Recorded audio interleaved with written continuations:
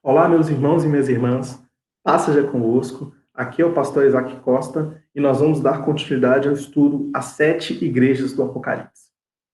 A palavra do Senhor no livro de Apocalipse, no capítulo 1, no versículo 10, diz assim: No dia do Senhor fui dominado pelo Espírito de Deus e ouvi atrás de mim uma voz forte como o som de uma trombeta. Versículo 11, que me disse: Escreva num livro o que vai ver e mande este livro às igrejas que estão nessas 7 cidades: Éfeso, Esmirna, Pérgamo, Tiatira, Sardes, Filadélfia e Laodiceia.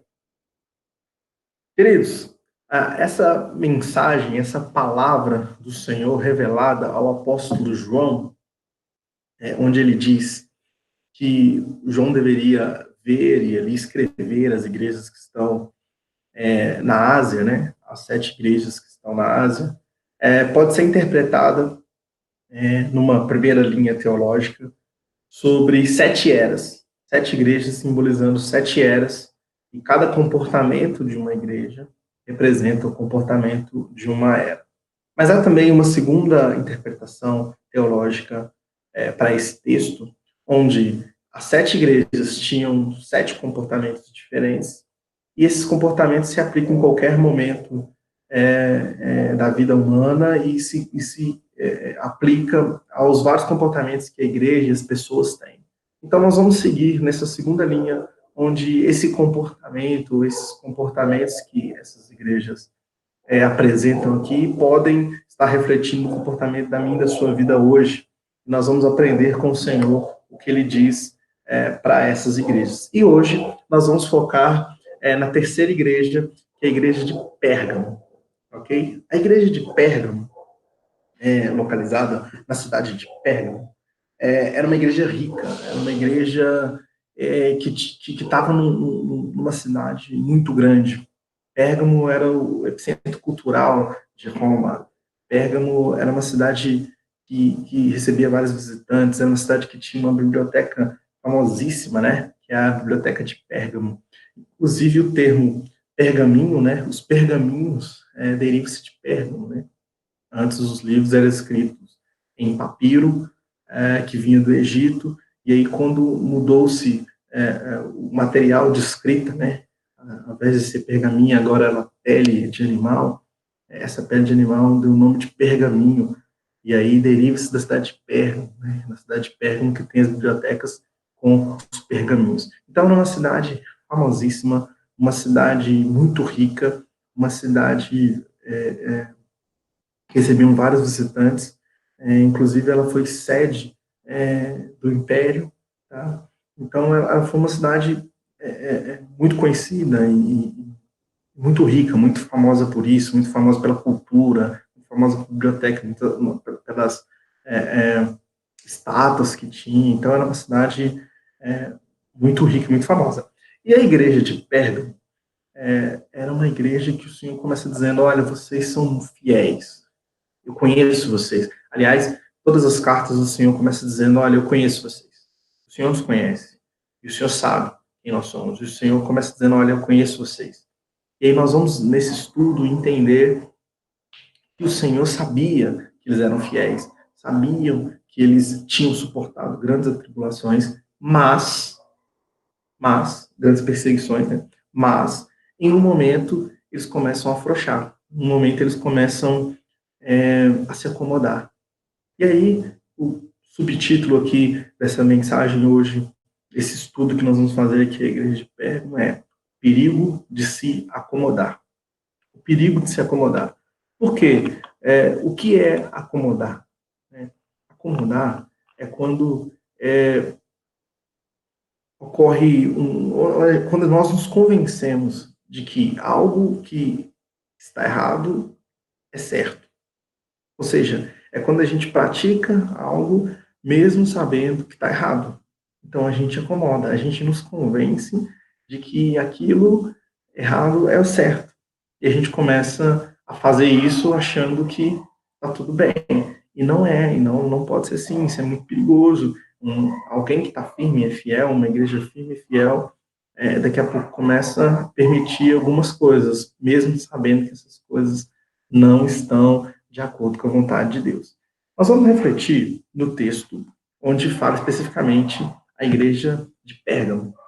É Apocalipse, no capítulo 2 e o versículo 12. E aí nós vamos fazer uma exposição do texto, tá? Então nós vamos comentar versículo por versículo. E aí nós vamos fazer esse estudo aqui nesse sentido, tá? Apocalipse, capítulo 2, versículo 12, diz assim: Ao anjo da igreja de Pérgamo, escreva o seguinte: Esta é a mensagem daquele que tem a espada afiada de dois lados, ou em algumas Bíblias diz de dois gumes, né? Ao anjo que está em Pérgamo, podemos entender que é ao líder que está em Pérgamo, ou ao mensageiro, quem vai transmitir essa palavra que está lá em Pérgamo, responsável por transmitir essa palavra lá em Pérgamo. E quando a Bíblia está dizendo aqui, aquele que tem a espada afiada, né, a espada de dois lados, a espada de dois gumes, nós voltamos lá em Hebreus capítulo 4, no versículo 12, nós vamos lembrar dessa espada afiada. Quem tem essa espada afiada, ou o que é essa espada afiada? Hebreus capítulo 4, versículo 12 diz assim: Pois a palavra de Deus é viva e poderosa, e corta mais do que qualquer espada afiada dos dois lados. Ela vai até o lugar mais fundo da alma e do espírito, vai até o limite das pessoas e julga os desejos e pensamento do coração dela. Estou aqui na nova versão internacional e nós compreendemos que aquele que tem a espada afiada, ou seja, aquele que tem a palavra, ou de onde procede a palavra, ele corta até a divisão da alma, até a divisão da alma e do espírito, dos juntas e medulas, ou seja, ele tem um discernimento profundo do coração, né? O Senhor sonda a gente, conhece o nosso coração mais que nós mesmos. Então, aquele que tem essa palavra, que é a palavra poderosa, e aquele que sonda o seu coração é o que vai dizer tudo que nós vamos estudar aqui. Voltamos lá para Apocalipse 2, para nós prosseguirmos aqui no nosso estudo. Agora, no versículo 13, diz assim: Eu sei que vocês, aí de Pérgamo, moram aí onde está o trono de Satanás.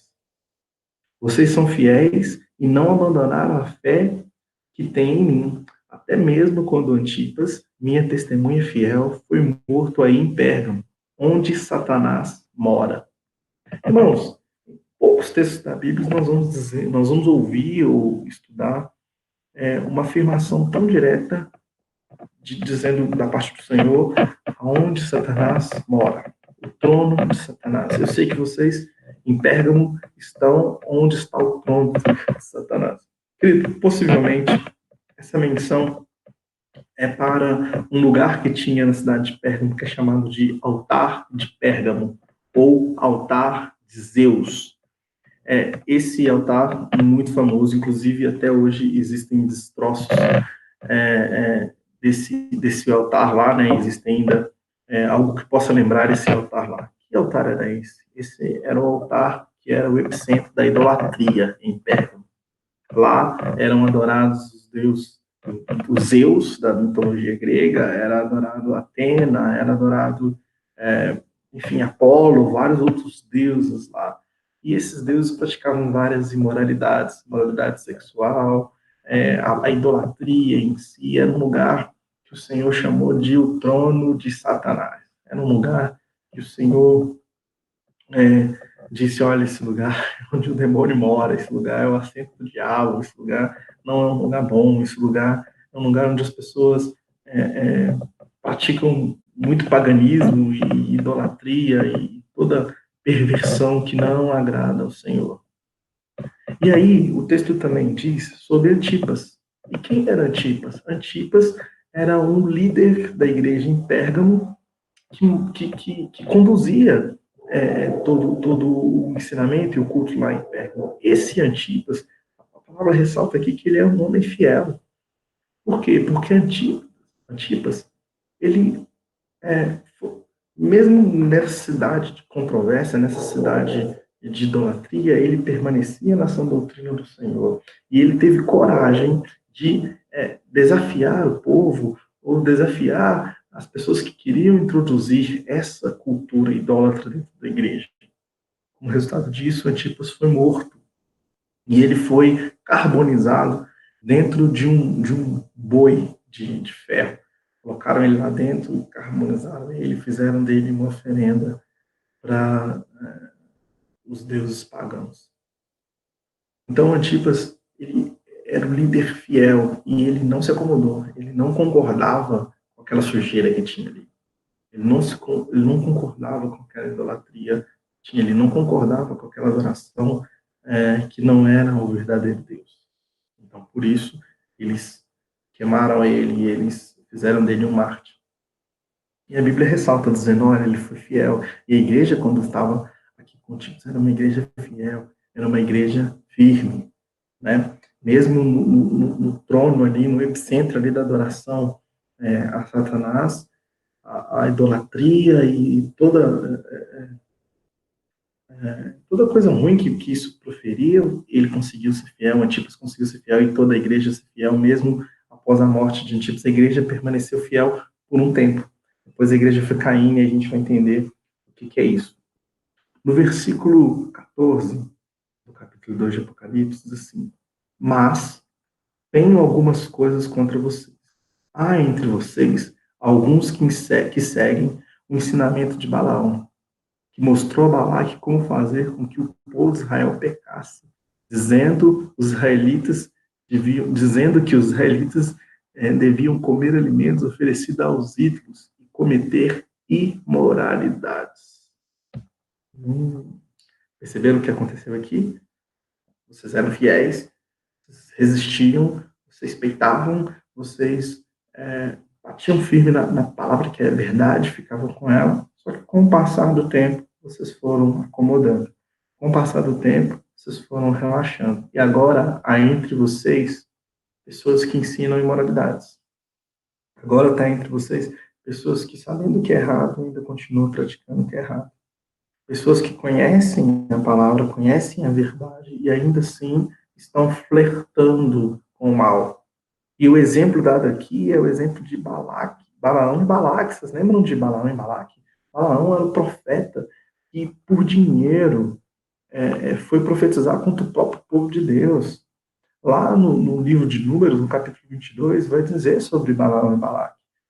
Balaão foi o profeta que foi pago por Balaque para poder profetizar contra o povo de Deus. Ou seja, por dinheiro. Ele foi vendido, ele profetizou contra o seu próprio povo. Ele quis incentivar o povo a fazer algo que Deus condena, o dinheiro. Ele foi vendido. Ele se acomodou, ele esqueceu que ele era profeta. Esqueceu que eu quero o papel de profeta. Que perigo, gente. Que perigo se acomodar. E a Bíblia está dizendo aqui, olha, Balaão que estava ali induzindo ao povo a pecar, induzindo ao povo a fazer atos de imoralidade, atos que não eram bons, né? Que não eram bons aos olhos do Senhor, por dinheiro, por ganância. No versículo 15 diz assim, assim também estão entre vocês alguns que seguem ensinamentos dos nicolaítas. Bom, a gente não tem ao certo o que seriam os nicolaítas, né? Não sabemos exatamente, existem várias versões, existem várias linhas para se pensar, mas para ser um pouco mais resumido, eu quero interpretar esse ensinamento de Nicolaíta dentro do próprio contexto. Ou seja, está dizendo aqui a mesma coisa que Balaque fazia, que era de ruim, influenciar o povo para ruim, no mesmo contexto está aqui Nicolaítas. Se a gente for na etimologia da palavra Nicolaítas, Nico significa em grego pessoas, povo. E o restante da palavra, né, itas, né, Nicolaitas, significa conquistar pessoas. Ou seja, a ita, né, desculpa, Nico é conquistar, a ita é pessoas, né, entender melhor. E aí, Nicolaitas é conquistar pessoas, influenciar pessoas. Então a gente começa a entender que quando a Bíblia está dizendo assim, ó, de igual modo, você também, os que se apegam aos ensinamentos dos nicolaítas, ou seja, aqueles que usam de artimanhas, aqueles que usam de conhecimento, aqueles que usam de alguma coisa para poder cativar as pessoas e conquistar pessoas, a levá-las para um lado ruim, o Senhor está condenando eles também. Está dizendo, olha, vocês estão pegando algo bom, algo que a palavra está corrompendo pelos seus próprios prazeres, estão se acomodando dentro de um ambiente onde a palavra é verdadeira, mas estão introduzindo coisas que não são da palavra. Estão começando a introduzir coisa que não é bom. Estão começando a introduzir coisa que não é o que o Senhor quer. Irmãos, talvez a nossa vida passa por momentos assim. Talvez a gente tenha um testemunho abençoado de que fizemos muitas coisas para o Senhor, as pessoas que têm um tempo grande de ministério, as pessoas que tiveram uma experiência muito forte com Deus, e diz, olha, eu já fui líder disso e daquilo, olha, eu já presidi isso aqui, olha, eu fiz um evento XYZ, olha, o Senhor já me usou de uma forma poderosa, e o Senhor diz para a gente, olha, você foi fiel nesse período mesmo, esse período turbulento, esse período de dificuldade, você foi fiel. Mas às vezes, com o passar do tempo, às vezes com os problemas vindo, a gente começa a sucumbir, e aí não resiste mais à pressão de ser santo, à pressão de manter a santidade. O que acontece? A gente começa a aceitar aquilo que não é bom, a gente começa a aceitar aquilo que não provém do Senhor, com a justificativa de que não, eu sou homem de Deus, não, eu sou abençoado, olha minhas obras, olha tudo que eu fiz. Sim, você fez obras boas, mas nesse momento, será que você está se perdendo? Será que você está acomodado? Será que você diz, olha, eu já fiz tanta coisa, agora não vou fazer mais nada? Cuidado. Cuidado com o perigo de se acomodar. Quando você se acomoda, você começa a fechar os olhos para o que é santo, para o que é justo, pela nossa luta diária, pela nossa busca diária ao Senhor, para começar a pecar, para começar a aceitar coisas que não agradam ao Senhor, para começar a deixar que ensinamentos que não são do Senhor entrem no seu coração, práticas que você sabe que são erradas, começarem a ser praticadas por você. Cuidado, cuidado com isso. E o Senhor tem um convite para a gente. Continuando a leitura do texto, no versículo 16, o Senhor diz assim, olha, arrependam-se. Arrependam-se. O Senhor busca de nós arrependimento, uma reflexão profunda dentro daquela palavra do Senhor que discerne a nossa alma, e o Senhor diz, arrependa-se. Senão, eu logo irei a ti, e com a espada que sai da minha boca, lutarei contra essa gente. Qual é a espada que sai da boca, gente? A gente acabou de citar lá em Hebreus, a espada é a palavra, corta dos dois lados, ou seja, a palavra que é amor, que recompensa, que sabe realmente tudo que você fez, mas ela também é justiça, então ela julga os nossos atos, ela julga o que nós somos agora. Sabe essa palavra que serve lá dentro?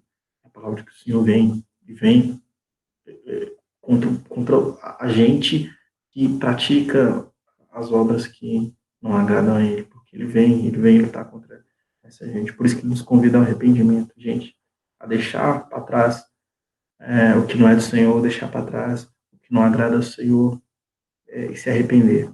Se arrepender. No versículo 17 diz assim, portanto, se vocês têm ouvidos para ouvir, ouçam o que o Espírito de Deus diz às igrejas. Se vocês ainda conseguem entender a voz do Espírito Santo, vocês conseguem ainda discernir algo que vem do Senhor, ouçam. Ouçam.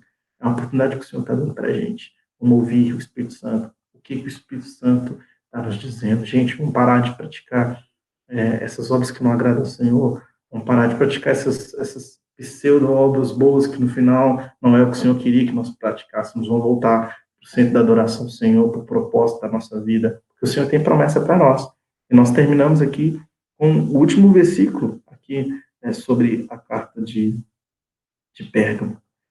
No versículo 17, quando o Senhor diz, portanto, se vocês têm ouvidos para ouvir, ouço o que o Espírito diz às igrejas, continua dizendo, aos que conseguirem a vitória, eu darei do maná escondido, e a cada um deles darei uma pedra branca, na qual está escrito um novo nome que ninguém conhece, a não ser quem o recebe. E quando nós falamos sobre o maná escondido, nós lembramos lá de Êxodo, quando o Senhor descia, né, o maná que vinha do céu para o povo, todo dia tinha um maná para ele, né? Esse é o maná, isto é o pão que o Senhor dava, né? É o alimento que o Senhor dá. O maná representa provisão. Provisão que vem do Senhor, querido. Provisão que não falha. E a pedra branca com um nome que ninguém conhece, a não ser quem pega. Existem duas histórias muito interessantes na antiguidade, onde os juízes do povo, quando iam julgar o povo, eles pegavam uma pedra branca e uma pedra preta. A pedra preta simbolizava alguém culpado, e a pedra branca simbolizava alguém inocente. Então, na hora do veredito, aquele juiz levantava ali ou a pedra branca ou a pedra preta. Quando levantava a pedra branca, aquele que estava sendo acusado era declarado inocente. Quando o Senhor diz que vai nos dar ali uma pedra branca, né, ele vai nos considerar inocente pela purificação do sangue de Jesus na nossa vida. Ele vai purificar nossos pecados e ele vai nos tornar inocente. Há também uma outra história na antiguidade, onde que, quando um pai reconhecia a paternidade de um filho, ele escrevia na pedra branca o sobrenome dele. Então, ele colocava ali o nome do filho, o sobrenome dele, reconhecendo que ele era o pai naquela criança. Quando o Senhor disse que vai colocar nessa pedra branca um nome, e somente nós vamos entender, nós vemos aí uma profecia de eternidade, onde o Senhor vai nos reconhecer como filho deles, como filho dele, como aquele que conseguiu vencer. Ele vai nos dar um nome reconhecendo a paternidade dele, um nome de filho aceito do Senhor. Pessoal, vale a pena ser fiel, vale a pena servir ao Senhor, e vamos tomar cuidado para a gente não se acomodar com esse mundo, não se acomodar com o que tem aqui. O Senhor tem promessa de vida para a gente, o Senhor tem promessa de provisão para a gente, e nós que temos ouvidos, vamos ouvir o que o Espírito diz à igreja. Amém? Deus abençoe a vida de vocês.